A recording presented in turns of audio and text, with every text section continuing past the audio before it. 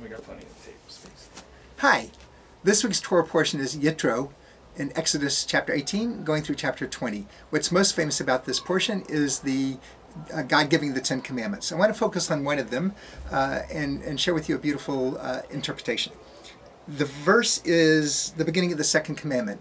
And basically one translation is, "You shall not have any other gods before me or in my presence." Now, I bet if you did a survey among your family and friends and asked them, do you idol worship?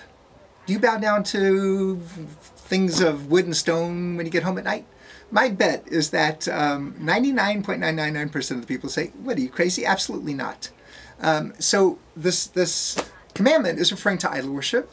And when we think of it in that sense, it sounds like very ancient and not at all relevant to us today. But the rabbinic commentaries from way back give us an interpretation that explodes it wide open, and it makes it indeed very contemporary. And their approach is something like this.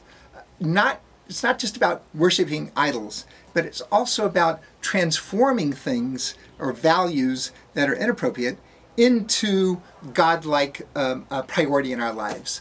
And once we do that, if that value becomes the ultimate, then that really is a kind of idol worship, because God is the only ultimate. Let's take one example, money. So money, you can do a lot of wonderful things with money.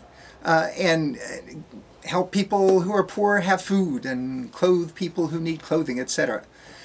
But when money becomes the absolute value, when it becomes not the means to a good end, but becomes the end, that's a problem. And our values become distorted. So, and we can each fill in our own blanks with what sometimes we're tempted with in terms of what becomes an inappropriate highest priority. Fame, glory, wealth. We can all fill in our own blanks. So our challenge is really to always have that awareness of one ultimate value, God, and that we have to do our best to, even when we're tempted to go off track and make some priorities really, really higher than that, to catch ourselves and to keep our priorities and our values rock solid and things that are really important and really healthy. Have a great week.